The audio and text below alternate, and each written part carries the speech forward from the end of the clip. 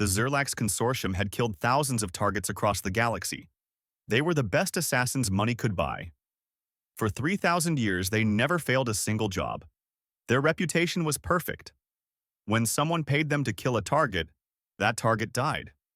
No exceptions, no failures, no mercy. So when the contract came in for a human diplomat named Marcus Bennett, nobody thought twice about it. The guildmaster looked at the file for maybe 10 seconds before handing it to a regular operative. Not even one of their best killers. Just a regular one. The job seemed too easy to waste a top assassin's time. The target worked on Kelvin Station, a big diplomatic hub floating in space near a neutral world. Marcus Bennett was listed as a simple negotiator. No military training. No combat experience. No bodyguards except the normal station security. The payment was huge, way more than the job should cost, but the Zerlax never asked questions about money. Rich clients sometimes overpaid. That was their problem. Operative Zixthar got the assignment. He was a Zerlax, which meant he looked like a giant insect with hard shell armor covering his body. His species was perfect for assassination work. They could squeeze into tiny spaces, stay perfectly still for days, and their bodies could survive in almost any environment. Zixthar had killed 47 targets in his career. All successful, all clean. This human would be number 48. He arrived at Kelvin Station 3 days before the planned kill. Professional assassins never rushed. They watched. They learned. They planned. Zixthar rented a small room in the visitor section and started following Marcus Bennett everywhere. The human had a boring routine. Wake up at 6 in the morning, eat breakfast in his quarters, attend morning meetings with various alien delegations, eat lunch in the station cafeteria, more meetings in the afternoon, evening meal, sometimes alone, sometimes with colleagues. Back to his quarters by 9 at night. Sleep. The human walked through the station corridors without any protection. He smiled at passing aliens. He stopped to help a Brenthi carrying too many data pads. He seemed completely unaware that someone might want him dead. Perfect. Zixthar had killed paranoid targets before. Targets with security teams and armor and weapons. They all died anyway. This clueless human would be the easiest kill of his career. On the third night, Zixthar made his move. He waited until Marcus Bennett went to sleep, then entered the ventilation system above the human's quarters. His molecular blade was ready. The weapon could cut through flesh and bone without leaving any marks. It made death look natural, like a heart attack or stroke. Very clean, very professional. The human was lying in his bed, breathing slow and steady. Deep sleep. Zixthar positioned himself directly above the target. He calculated the perfect angle for the strike. Heart first, then the brain. 2 seconds, and the job would be done. He released his grip on the vent cover and dropped silently into the dark room. Marcus Bennett's eyes opened instantly. The human moved faster than Zixthar thought possible. 1 second the target was sleeping. The next second he was rolling off the bed as the molecular blade struck empty sheets. The human came up in a fighting crouch, and his hand grabbed something from the nightstand. A heavy crystal statue, some kind of diplomatic gift. The human threw it. Zixthar barely dodged. The statue missed his head by inches and smashed into the wall behind him. His assassin training saved his life. But the human wasn't running away, wasn't screaming for help, wasn't doing any of the normal things targets did when someone tried to kill them. Instead, Marcus Bennett was moving toward him, attacking. The target was attacking the assassin. The fight was brutal and fast. Marcus Bennett moved like he had been training for combat his whole life. Every punch was aimed at weak points. Every kick targeted joints. The human fought like he knew exactly where Zerlax anatomy was vulnerable. Zixthar tried to use his blade, but the human grabbed his arm and twisted until something cracked. The blade fell to the floor. Zixthar tried to inject poison from his natural venom sacs, but the human punched him in the throat, and the poison sprayed harmlessly across the wall. Less than 2 minutes after dropping into the room, Zixthar found himself on the floor, his own equipment being used to tie him up. The human wasn't even breathing hard. Station security arrived 30 seconds later, alerted by the noise. The security chief was a four-armed Brenthi named Coulson. He looked at the tied-up assassin, then at Marcus Bennett, then back at the assassin. His four eyes were wide with shock. Marcus sat down on his bed and rubbed his knuckles. There was a small cut on his left hand where the molecular blade had barely grazed him. Otherwise, he looked fine, calm, like he dealt with assassination attempts every day before breakfast. Coulson gestured at Zixthar with two of his arms.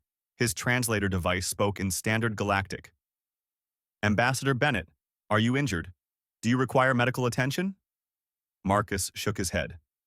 "I'm fine, just a scratch. You'll want to question this one carefully. Zirlax Consortium, if I'm recognizing the equipment correctly. Professional guild? They don't give up easy." "You think there will be more attempts?" Coulson asked, worry clear in his voice. "Definitely," Marcus said. He stood up and walked to the window, looking out at the stars beyond the station. "The Zirlax have a reputation to protect. They've probably never failed a contract before. Failing their first one because of a human? That's going to make them angry. They'll send more. Better ones next time." Coulson was quiet for a moment. Then he asked the question that was bothering him. "Ambassador, your file says you have no combat training, no military service. You are listed as a simple diplomatic negotiator. Yet you just defeated a Zirlax assassin in single combat. How is this possible?" Marcus turned away from the window and smiled. It wasn't a happy smile. It was the kind of smile predators made before they hunted. "My file is correct. I'm not a soldier, never served in any military. I'm just a guy who grew up on Earth. And Earth, security chief, is what the galaxy calls a Class 12 death world. The worst kind. The kind where everything is constantly trying to kill you." He walked over to where Zixthar was tied up.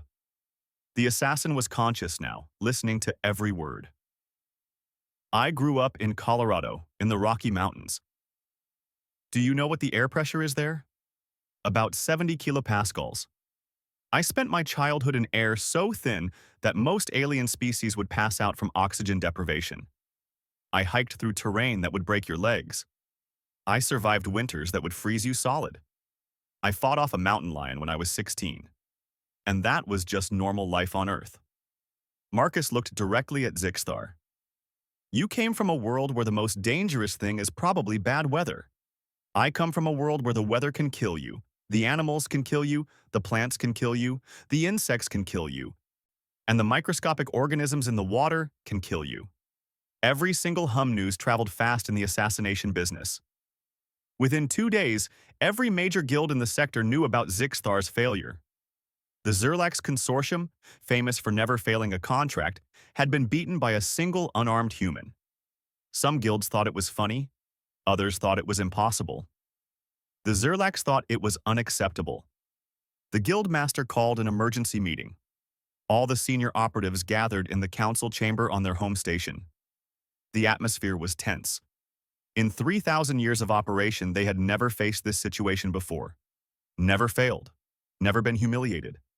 And now their reputation was at risk because of one human diplomat. The guild master was an old Zirlax named Torvex. He had been running the consortium for 200 years. He had personally trained many of their best assassins. He had built their reputation from good to legendary. And he was not going to let it crumble because of one lucky target.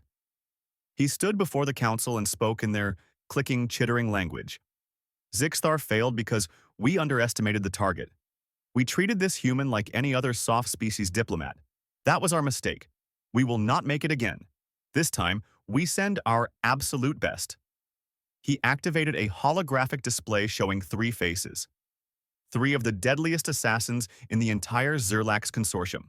Yalmoth, Herx, Silvex. Together, they have eliminated over 200 targets.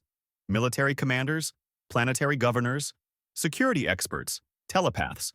If these 3 cannot kill one human, then no one can. The 3 assassins stood as their names were called. Yalmoth was a Drenki, a species that could phase through solid matter. Walls, floors, armor, nothing could stop them. They simply shifted their molecular structure and walked through obstacles like they were air. Herx was a Grell, a massive berserker species that felt no pain when their combat stimulants activated. They could take enough damage to kill 5 normal beings and keep fighting. Sylvex was a mindweaver, a rare psychic species that could kill with thoughts alone.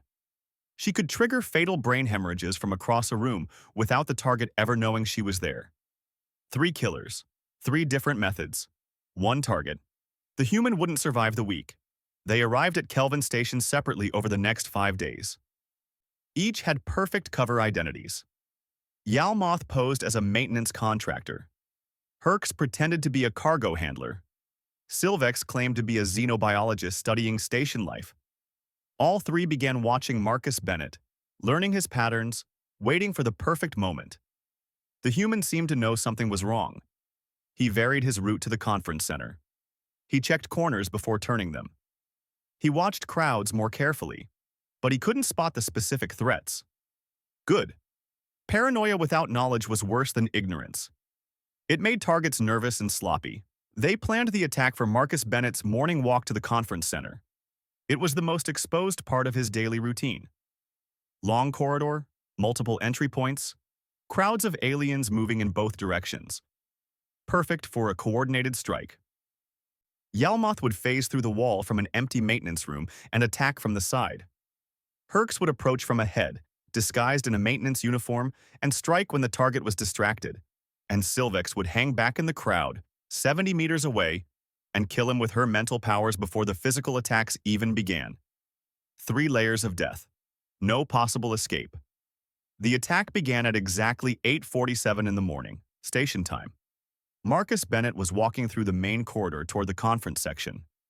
Aliens of a dozen species moved around him, going about their business. None of them knew what was about to happen.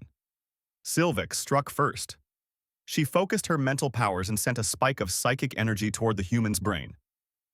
It was designed to rupture every blood vessel in his head simultaneously. Instant death. Impossible to dodge or block. The human stumbled slightly, raised one hand to his head like he had a sudden headache. Sylvex smiled. Then the human kept walking. Her smile disappeared. That was impossible. No one resisted a Mindweaver's attack. No one. She hit him again, harder this time, pushing her powers beyond their normal limits. The human grimaced, shook his head like he was trying to clear water from his ears, and then his eyes locked directly onto her position in the crowd. 70 meters away, behind dozens of aliens, hidden in the press of bodies. And somehow, he was looking right at her. Marcus Bennett started running, not away from danger, toward Sylvex, toward the threat. Herx stepped out from his position near a maintenance alcove. The Grell towered 3 meters tall, with arms thick as tree trunks. His combat stimulants flooded his system, making him immune to pain and enhancing his already massive strength. He swung a fist at the human with enough force to crack concrete. Marcus Bennett ducked under the blow without breaking stride. As he passed, he kicked hard at Herx's knee joint. Something snapped. The Grell roared in anger and swung again. This time the human caught the massive arm, used its momentum, and threw the 3-meter-tall alien into the wall. Herx crashed through a display panel and slumped to the floor. The human kept running. Yalmoth phased through the wall exactly as planned. The Dranky's molecular disruptor was ready, set to scramble the target's internal organs. But the human somehow sensed the attack, even though Yalmoth was invisible and intangible while phasing. Marcus grabbed a fire extinguisher from a wall mount and sprayed it into the air.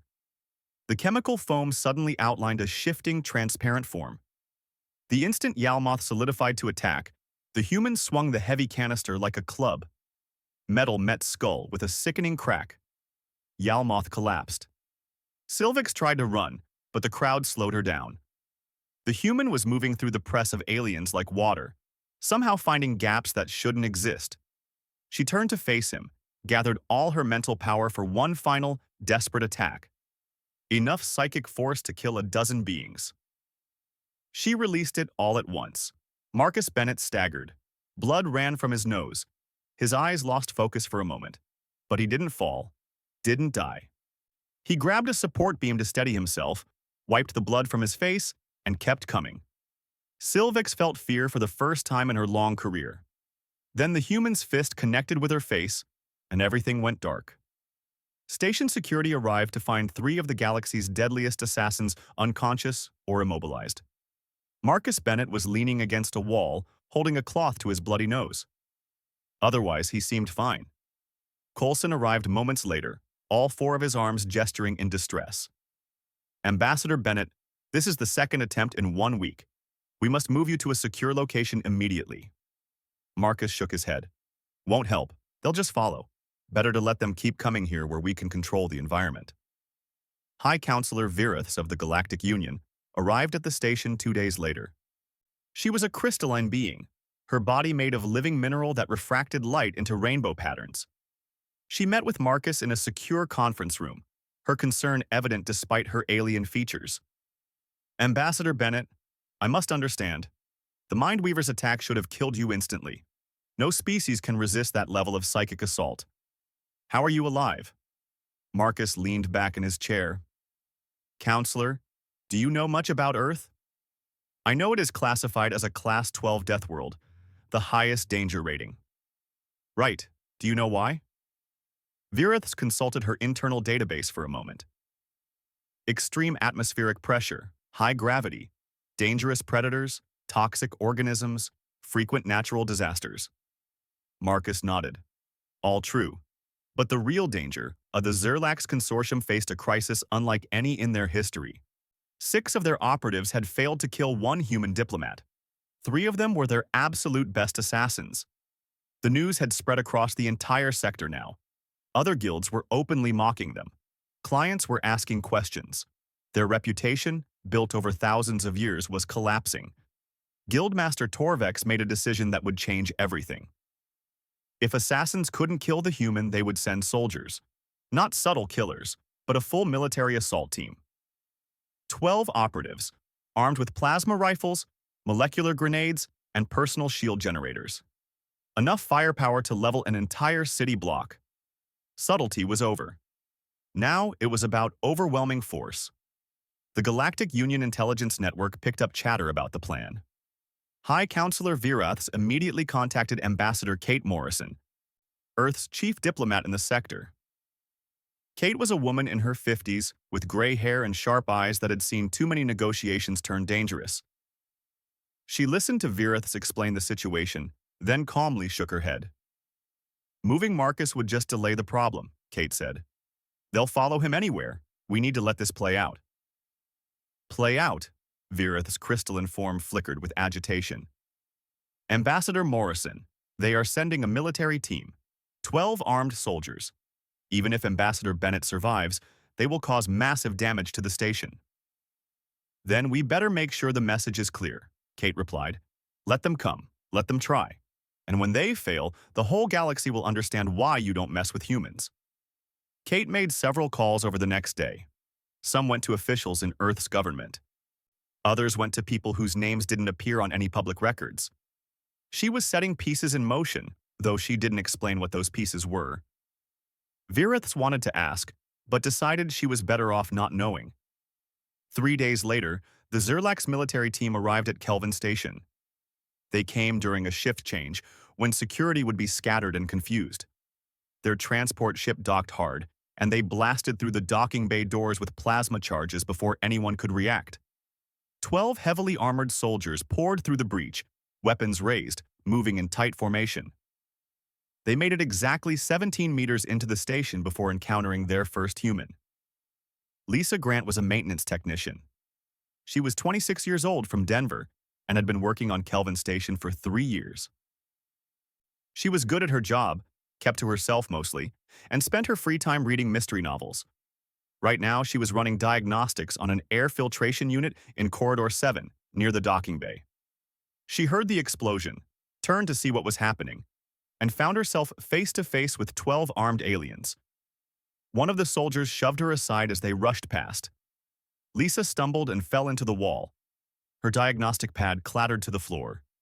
The filtration unit she'd been working on dented from the impact. She sat there for maybe 2 seconds, processing what just happened. Then she stood up, anger flooding through her system. "Hey!" she shouted. "You just broke my filtration unit." The nearest soldier turned, raised his plasma rifle toward this insignificant human who dared to speak. Lisa grabbed the wrench from her tool belt and threw it. The heavy tool spun through the air and smashed into the soldier's face shield, cracking the transparent material. Before he could recover, Lisa was on him. She wrenched the rifle from his grip and clubbed him with it. He went down hard. The other soldiers opened fire. Plasma bolts scorched through the air where Lisa had been standing. But she wasn't there anymore. She was already moving, diving behind a bulkhead as the corridor filled with superheated air. She came up firing the stolen rifle. 3 shots. 2 soldiers fell. Then she was gone again, disappearing into a maintenance passage that the soldiers were too big to follow.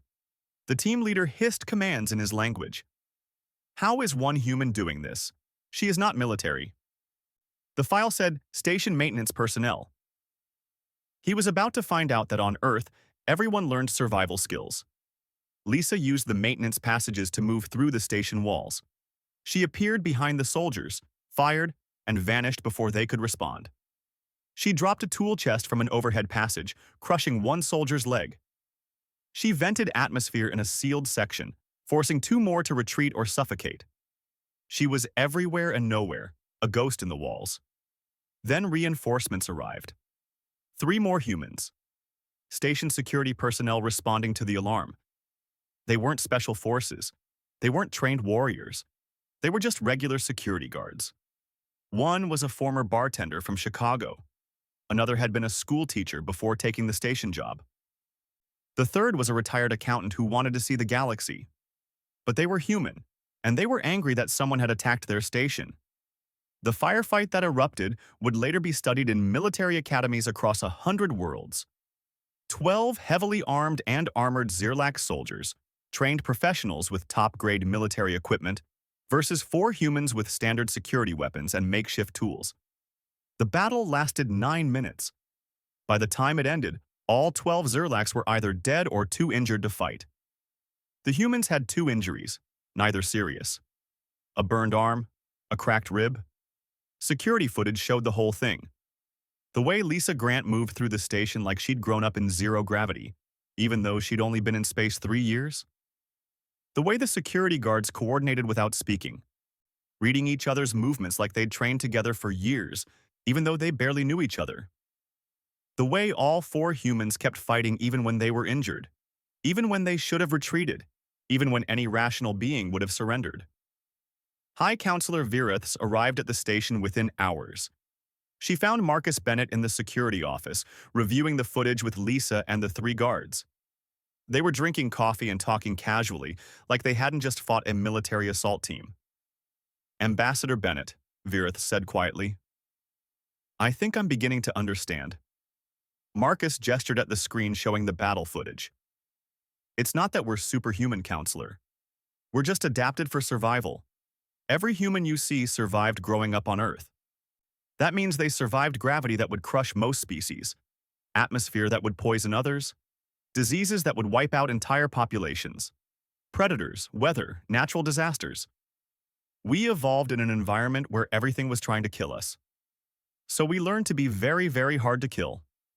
Ambassador Kate Morrison entered the room. She'd arrived on station that morning, watching everything unfold according to her plan.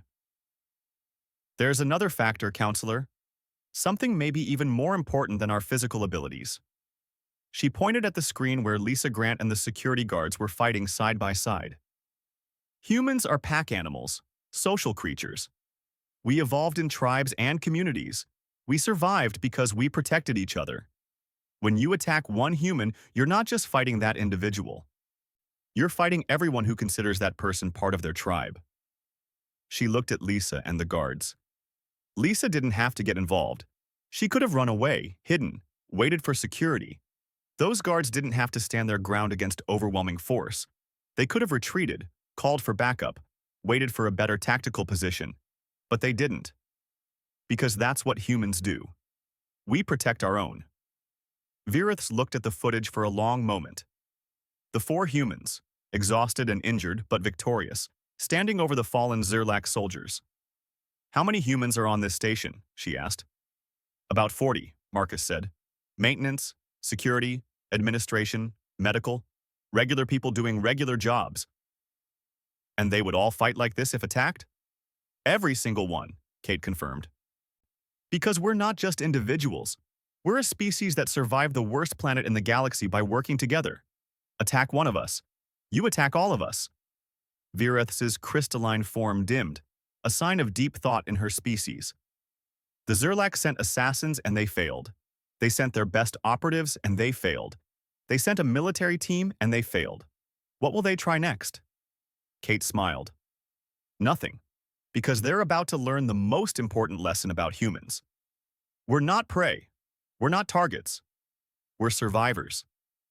And survivors don't give up. Ever. On the Zerlak's home station, Guildmaster Torvex, the Zerlak's consortium leadership, met in emergency session for the first time in 2 centuries. The council chamber was packed with senior operatives, guildmasters, and archivists. They all watched the same footage playing on repeat across every screen. 4 humans defeating 12 armed soldiers. 6 assassins failing to kill 1 diplomat. Their perfect reputation crumbling in real time. Guildmaster Torvex stood at the center of the chamber. His chitinous armor looked duller than usual, aged by stress. We must decide our course, continue the contract and risk further losses, or void it and accept permanent damage to our reputation. We cannot void, Senior Operative Crixall insisted. Every client in the sector will question our reliability. We will lose contracts worth billions. Then what do you propose? Another operative demanded. Send 100 soldiers? 1,000? How many of our people must die before you accept the truth? Which is what? That humans cannot be killed by conventional means. The chamber erupted in argument. Voices clicked and chittered in a dozen different registers. Finally, the oldest member of the council spoke. Archivist Melith had been with the consortium for over 400 years. Her voice, thin and precise, cut through the noise. There is another path, she said. Not assassination, negotiation. We do not negotiate with targets, Torvex said coldly. Then learn, Melith replied. Or watch our consortium collapse. Those are your only choices. It took 3 more days of debate. Pride fought against survival instinct. Tradition fought against reality. Eventually, reality won. The Zerlak sent a message to Earth's embassy requesting a meeting. Not to discuss killing humans, but to discuss survival. Ambassador Kate Morrison agreed to meet, but on one condition. If you want to understand why you can't kill us, you need to see where we come from. The meeting will be on Earth. The Zerlak's delegation arrived at Geneva Spaceport on a gray autumn morning. There were 5 of them. Guildmaster Torvex, Archivist Melith, 3 senior operatives who had fought humans and survived. They were met by Kate Morrison and a security detail of 6 humans. All of them looked relaxed, friendly even, like they weren't meeting with people who had tried to murder their colleague multiple times. Welcome to Earth, Kate said with a pleasant smile. I hope you packed comfortable shoes. We have a lot to show you. The next 3 days would fundamentally change how the Zerlaks understood the galaxy. Kate's first stop was the Geneva Museum of Natural History. She led them through exhibits showing Earth's violent past. Ice ages that covered entire continents. Asteroid impacts that caused mass extinctions. Volcanic eruptions that poisoned the atmosphere for decades. The Zerlak's operatives looked at each display with growing horror. This wasn't a history of civilization. This was a history of apocalypses. You see, Kate explained, Earth has tried to kill everything living on it dozens of times, and life kept coming back, kept evolving, kept surviving. Humans are the latest result of billions of years of survival evolution. Then she showed them the predators: lions, tigers, bears, sharks, crocodiles, wolves, creatures that hunted humans for food. The Zerlaks couldn't believe it. You evolved while being prey? Torvex asked in disbelief. We didn't start at the top of the food chain, Kate confirmed. We fought our way there. Every generation, the humans who survived to have children were the ones who could outrun lions, outthink wolves, and outsmart bears. We evolved to be survivors because anything less meant death. But the medical exhibit truly horrified them. Kate showed them images of diseases: smallpox, plague, tuberculosis, cancer, malaria. Hundreds of different ways that human bodies could fail. These are just a few of the thousands of diseases we face, she said calmly. Human immune systems are in constant war with microscopic organisms. We evolved to fight enemies we can't even see, trillions of them, in every drop of water, every breath of air. The Zerlax operatives looked sick. Their own worlds were clean, controlled. Disease was rare. The idea of living in constant biological warfare was nightmare fuel. The second day, Kate took them to a human military training facility outside Geneva. They watched young recruits, none of them enhanced or modified in any way, endure physical trials that should have been impossible. Running until their bodies screamed for rest, then running further. Lifting weights that would crush a Zerlax. Fighting hand-to-hand with a brutality that seemed to contradict everything humans said about valuing peace. This is basic training, Kate explained. What we do to ordinary citizens to prepare them for possible military service. Not special forces, not elite soldiers, just regular people learning to push past their limits.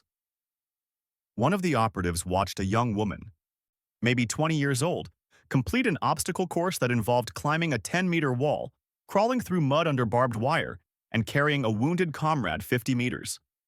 How is she doing this? He asked. She weighs perhaps 60 kilograms. That wall is nearly vertical. She's doing it because she refuses to quit, Kate said simply. That's the human advantage, not strength, not speed. Determination. We evolved on a planet where quitting meant death. So we learned to never quit. The third day was the one that would haunt the Zerlax forever.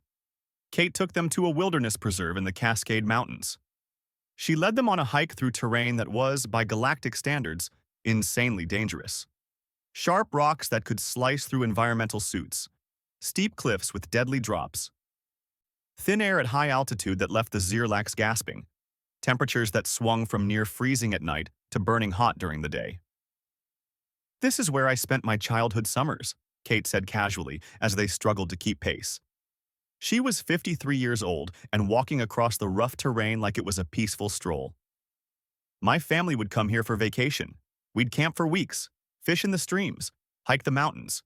It was fun. Fun? Torvex gasped, struggling to breathe through his supplemental oxygen mask. This is a death march. No, Kate corrected. Death marches are what we do to train soldiers. This is recreation. They camped that night under the stars. The Zerlax delegation huddled in their environmental suits, exhausted and terrified. Kate and her security detail sat around a simple campfire in light clothing, roasting food on sticks. Now you understand, Kate said, watching the flames dance. Every human you've tried to kill grew up in environments like this. We breathe air that's toxic to most species. We survive gravity that would cripple your people. We live with predators, diseases, natural disasters, and we call it normal life. She looked directly at Torvex.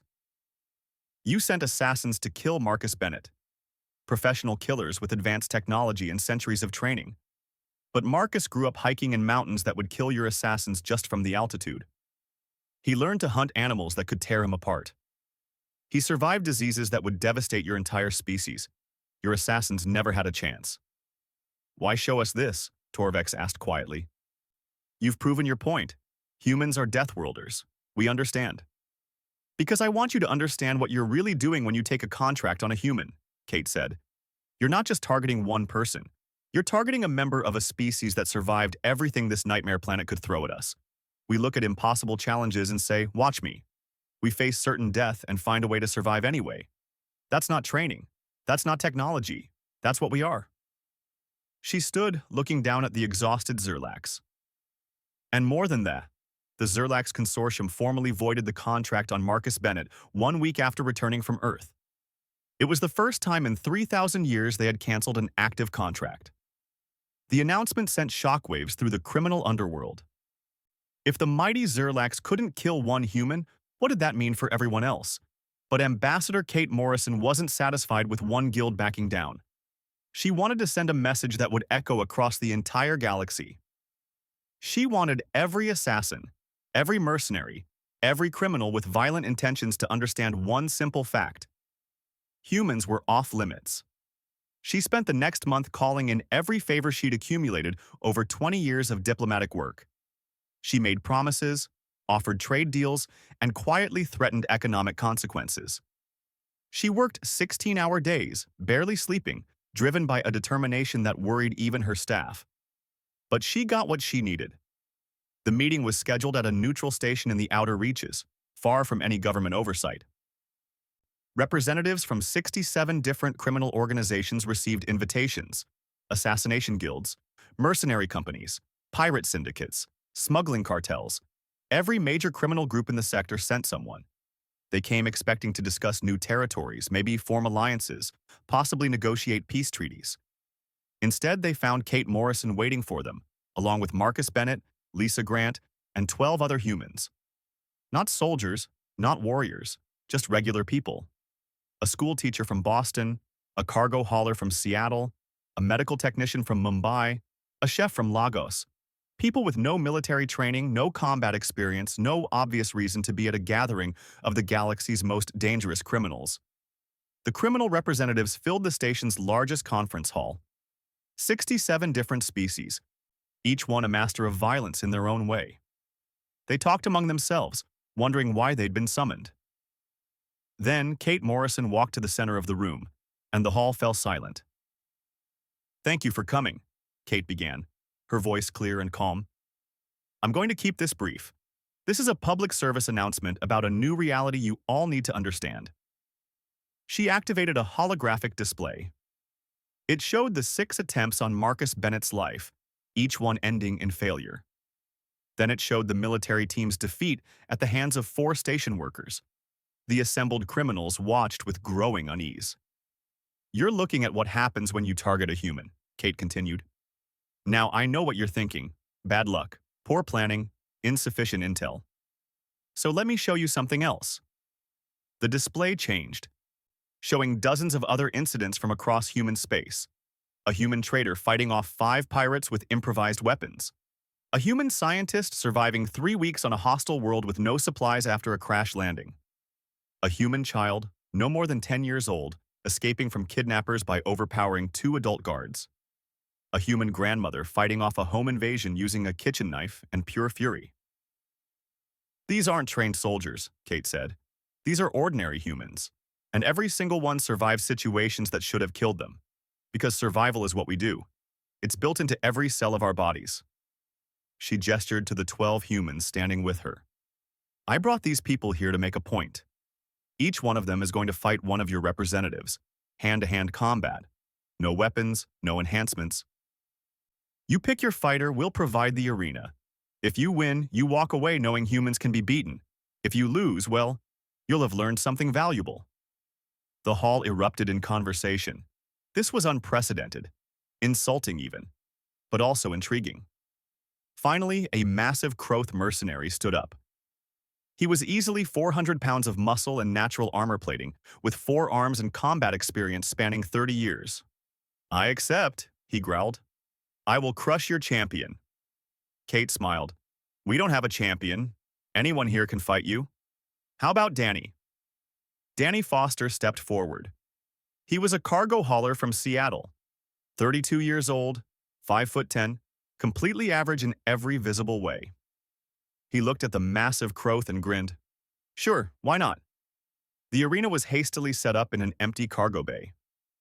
No rules except no killing. The Kroth entered first, his 4 arms flexing, his armor plates gleaming. Danny walked in wearing simple work clothes and sneakers. The contrast was absurd. The fight lasted 43 seconds. The Kroth lunged with all 4 arms, trying to grab and crush the human. Danny moved like water, flowing around the attacks, landing precise strikes to nerve clusters and joint weaknesses. The Kroth swung harder, faster, using all his strength. Danny used that strength against him, redirecting momentum, turning the Kroth's own power into a weapon. When the Kroth fell, stunned and immobilized by a strike to his central nervous cluster, the hall was completely silent. "Anyone else?" Kate asked. 7 more challengers stepped forward. A cybernetically enhanced assassin from the Forge clans. A Drell berserker with rage implants. A Vex martial artist who had trained for 50 years. a Karathi duelist with molecular blades built into his arms, a Zenthi monk with limited telekinetic abilities, a Grawl shock trooper with subdermal armor, a Prax hunter with enhanced reflexes, 7 of the most dangerous fighters in the sector, 7 different species, each one supremely confident in their abilities. They all lost. The human teacher from Boston defeated the cybernetic assassin by exploiting the weak points in his augmentation. The cargo hauler from Seattle beat the berserker by staying calm while his opponent burned through his rage chemicals, then striking when the crash hit. The medical technician from Mumbai used her knowledge of anatomy to disable the martial artist with surgical precision. The chef from Lagos fought the molecular-bladed duelist and won by turning the confined arena into a disadvantage for the longer weapons. When it was over, the 12 humans stood in the arena, barely breathing hard. The 7 defeated challengers were being helped away by their colleagues. The hall was silent except for the soft hum of the station's life support systems. Kate walked back to the center of the room. Now you understand. This isn't luck. This isn't superior training or technology. This is what humans are, every single one of us. We're products of the worst planet in the galaxy.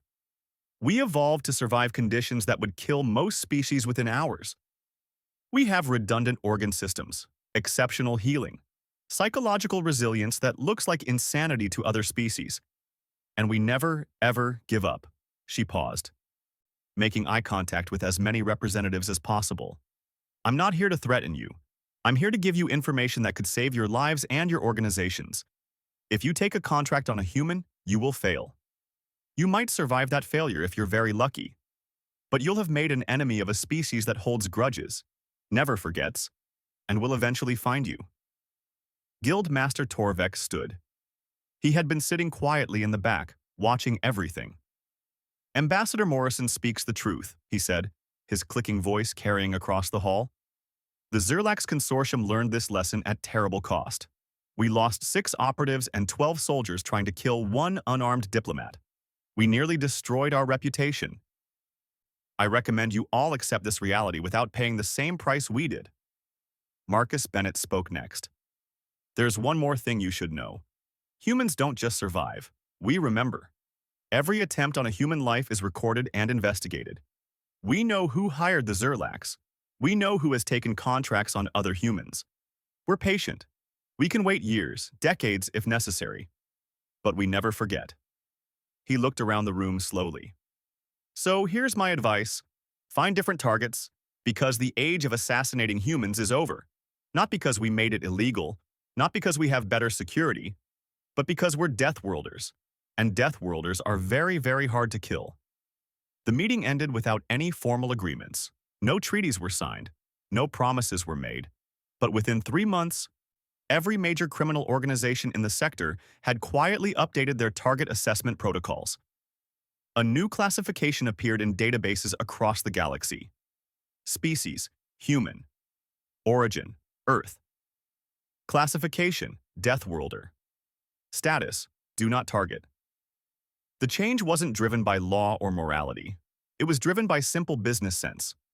Humans were too expensive to kill. The failure rate was too high, the risk too great, and the consequences of failure too severe. Better to find easier targets. Softer species. Beings that didn't come from nightmare planets where everything tried to kill them every day. Kate Morrison returned to Earth 3 weeks later. She met with the Secretary General in Geneva, delivering a full report on everything that had happened. The Secretary General rev 5 years passed since the incident at Kelvin Station. 5 years since the galaxy learned that humans were not easy targets. The changes had been gradual but profound, spreading through the criminal underworld like ripples in water. The Galactic University published a comprehensive study on human physiology, psychology, and evolutionary history during the 3rd year. It became required reading for anyone who planned to interact with humans in any capacity, legal or otherwise. The introduction contained a warning that became famous across 1,000 worlds. Humans evolved on a Class 12 death world. They are adapted to survive conditions that would kill most species within hours. They possess redundant organ systems, exceptional healing capabilities, and psychological resilience that appears irrational by galactic standards. They are social creatures who will risk their own survival to protect members of their community. They are creative problem solvers who view impossible obstacles as challenges rather than reasons to surrender. Most importantly, they are persistence hunters. They do not give up. They do not surrender. They do not accept defeat. The warning concluded with simple advice. If you must engage with humans, do so with respect and honesty. If you must negotiate with humans, do so in good faith. If you must fight humans, do so only as a last resort, with overwhelming force and with an exit strategy already in place. And whatever you do, never try to assassinate one, because you are not fighting one human. You are fighting a species that survived everything Earth could throw at them, and Earth was worse than anything you can imagine. Marcus Bennett continued his diplomatic work at Kelvin Station. He negotiated trade agreements, mediated disputes between alien species, and helped maintain peace in the sector. His daily routine remained largely unchanged. Morning meetings, lunch in the cafeteria, afternoon conferences, evening rest. The only difference was that nobody tried to kill him anymore. He had become something of a legend in diplomatic circles. Young human diplomats asked him for advice. Alien ambassadors treated him with careful respect. Security chiefs across the sector studied the footage of his survival against the Zirlax assassins, trying to understand how one unarmed man had defeated 6 trained killers. Marcus always gave them the same answer. I'm not special, I'm just a guy from Colorado who learned to hike in the mountains. Every human has similar experiences. We all grew up on Earth. That alone makes us survivors. Lisa Grant received a promotion to senior maintenance engineer. She turned it down, preferring to stay with hands-on work. She liked fixing things, solving problems, keeping the station running smoothly. The fight with the Zirlax soldiers had earned her respect from the station crew, but she didn't want fame or advancement. She wanted to do her job well and maybe read a good mystery novel on her days off. Sometimes new aliens would arrive on station and stare at her, the human maintenance worker who had single-handedly fought off armed soldiers. She found it embarrassing. I just threw a wrench and got lucky, she would say. But the footage told a different story. The footage showed a human doing what humans did best when threatened.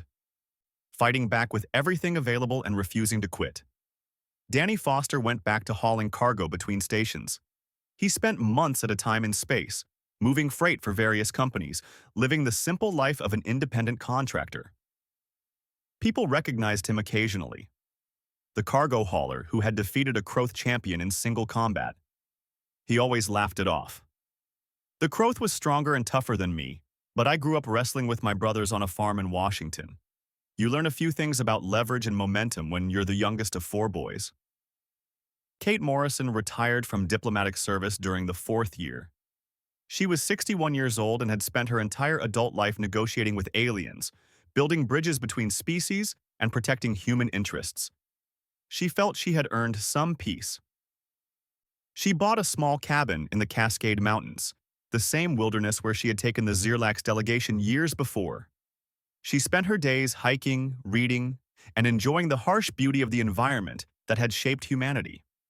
Former colleagues would visit sometimes, asking for advice on dealing with difficult alien governments. Kate always helped, but she was glad to be done with the constant pressure of high-level diplomacy. I did my part, she told visitors. I made sure the galaxy understands what we are. Now it's your job to maintain that understanding. The Zirlax Consortium survived the crisis, though their reputation never fully recovered. They adapted by specializing in targets that were not human. Business remained good, but there was always an underlying awareness that they had failed. That they had been beaten by a species they had underestimated. Guildmaster Torvex retired 3 years after the incident, replaced by younger leadership that had learned the lesson without having to pay the price. Archivist Melith wrote a detailed account of the entire affair, documenting every aspect of the Zirlax Consortium's attempts to kill Marcus Bennett. The document became required reading for all new operatives. It was titled, The Deathworld Lesson, and its final paragraph was simple and direct. Humans are not targets. This is not a moral judgment. This is a practical assessment. The species is too dangerous, too resilient, and too protective of its members to make assassination contracts viable. Any operative who ignores this guidance does so at their own risk. Other assassination guilds reached similar conclusions through their own experiences. Small incidents occurred across the sector over the years. A pirate crew tried to kidnap a human merchant for ransom and lost 3 crew members in the attempt. A mercenary company took a contract to intimidate a human mining operation and ended up retreating after facing unexpectedly fierce resistance. A small-time criminal tried to rob a human tourist and woke up in a hospital with multiple fractures and a concussion. Each incident reinforced the same lesson. Humans were not worth the trouble. The broader galaxy slowly adjusted to this new reality. Human diplomats found that negotiations became smoother when the other side understood they were dealing with Deathworlders. Human traders discovered that pirate attacks decreased significantly once the pirates realized humans would fight back with terrifying effectiveness. Human colonies on frontier worlds experienced less harassment from criminal elements. It wasn't that humans became universally respected or feared. Many alien species still saw them as strange, somewhat primitive beings from an unusually harsh world. But there was a new awareness, a careful recognition that humans were dangerous when threatened. Like encountering a wild animal that might look harmless but could seriously hurt you if provoked. Best to leave them alone. The Galactic Union benefited from this change. Human representatives gained influence in council meetings, not through military might or economic power, but through reputation. When humans spoke about security issues or defensive strategies, other species listened, because everyone knew humans understood survival in ways most species did not. High Counselor Viriths, now in her final term before retirement, gave a speech at the Galactic Assembly during the 5th year. She spoke about the importance of understanding different species, learning from their unique perspectives, and building a more inclusive galactic community. Near the end, she made a specific point about humans. 5 years ago, I witnessed something that changed my understanding of the galaxy. I watched ordinary humans, with no special training or equipment, survive situations that should have killed them. I traveled to Earth and experienced firsthand the hostile environment that shaped their evolution. I learned that humans are not aggressive by nature, but they are survivors by necessity. They come from a world that tried to kill them every day for millions of years, and they are still here, still thriving, still growing. That teaches us something important about resilience, about determination, about the power of refusing to surrender. We can all learn from the Deathworlders among us. The speech was well received, though some species grumbled that it gave too much credit to humans. But even the critics acknowledged the basic truth. Humans were different, dangerous when threatened, protective of their own, and very, very hard to kill. Marcus Bennett attended the assembly that day, sitting in the diplomatic gallery. After the speech, Viriths approached him privately. They had maintained a professional friendship over the years, built on mutual respect and shared experiences. "Do you think it will last?" Viriths asked. "This peace? This understanding?" Marcus looked out at the assembly floor where representatives from hundreds of species debated galactic policy. As long as people remember the lesson, as long as they understand what humans are and what we're capable of when threatened. Fear can be useful sometimes. Not fear of violence, but fear of consequences. Fear of biting off more than you can chew. "And if they forget?" Viriths asked. Marcus smiled slightly. "Then we'll remind them. That's what humans do. We survive, we adapt, and we make sure people understand not to mess with us. It's not pretty, but it works." "Very practical," Viriths observed. "We're a practical species," Marcus agreed. "We had to be. Earth didn't leave us any choice."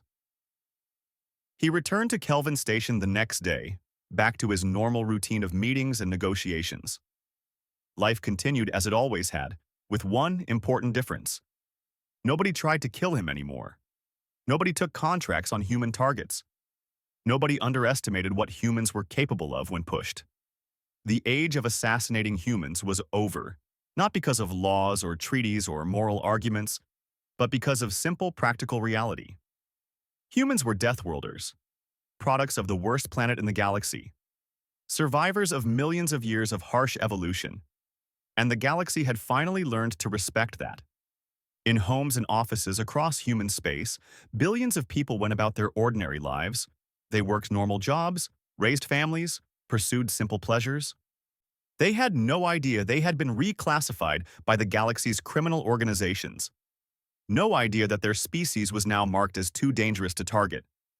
No idea that diplomatic efforts and a few well-publicized fights had fundamentally changed how aliens viewed humanity. They were just living their lives, being human, surviving. Like they always had. Like they always would. Because that was what humans did best. They survived. Against predators and diseases and disasters and assassins and anyone else who underestimated what it meant to come from Earth. They survived, thrived, and made sure the galaxy understood one simple truth. Deathworlders don't die easy. I viewed the footage from the arena, watching ordinary humans defeat elite fighters without breaking a sweat. Will it stick? The Secretary General asked. Will they really stop targeting our people? Kate looked out the window at the Swiss Alps, mountains humans had been climbing for thousands of years despite the danger and difficulty. It'll stick, because we didn't just tell them we're dangerous. We showed them. We educated them. And now they understand something fundamental about humanity, which is that we're not the strongest species in the galaxy. We're not the fastest or the smartest or the most advanced, but we're the hardest to kill. And in a galaxy full of easy targets, that makes us not worth the effort. You're targeting a species that protects its own. When you came after Marcus, you weren't just fighting one diplomat. Lisa Grant didn't have to get involved. Those security guards didn't have to stand their ground. But they did, because humans are pack animals. We survived by protecting each other. Attack one of us, you attack all of us. What do you want from us? Torvex asked. End the contract, Kate said firmly. Spread the word to every assassination guild in the galaxy. Humans are not targets. We're not prey. We're Deathworlders. And if you come for one of us, you better be ready to face all of us. Torvex was quiet for a long moment, watching the human woman stand calmly in an environment that was slowly killing him despite his protective gear. And if we refuse? Kate's smile was cold. Then you'll keep losing operatives until you either run out or figure it out on your own. Your choice. Watched the same footage. He had watched it 17 times now, trying to understand how 4 humans defeated 12 of his best soldiers. Trying to find the tactical error, the equipment failure, the unlucky break that explained this impossible result. But there was no error, no failure, no luck. Just 4 humans doing what humans did best. Surviving. For the first time in his 200 years leading the consortium, Torvex felt something he'd never experienced before. Fear. Not of death, not of failure, but fear of understanding. Because he was beginning to realize that the Zirlax consortium had made a terrible mistake. They hadn't just failed to kill one human diplomat. They had accidentally started a war with an entire species of Deathworlders. And Deathworlders, he was learning, never lost. Earth isn't any single thing. It's everything combined. Humans didn't evolve to be strong or fast or naturally armored. We evolved to survive. Our brains developed incredible resistance to trauma because we got hit in the head a lot. Our bones became dense and flexible because we fell from trees and cliffs. Our immune systems became aggressive because we were constantly fighting infections. Our pain tolerance increased because we had to keep moving even when injured. Everything about us is designed for one purpose: staying alive when we should be dead. He stood and walked to the window. That Mindweaver hit me with enough psychic force to kill most beings instantly. My brain handled it like a bad migraine. Painful, but survivable. Because human brains evolved to keep working even with massive trauma. Concussions, oxygen deprivation, chemical imbalances, we survive it all. Viriths was silent for a long moment. I see. And this is true for all humans? Every single one, Marcus confirmed. We're all Deathworlders, Counselor. Every last one of us. And that's why the assassination attempts will keep failing. And you, Meat, survived that. We're all products of the worst planet in the galaxy. He stood up and looked at Coulson. So yeah, there's going to be more assassination attempts. And yeah, they're all going to fail.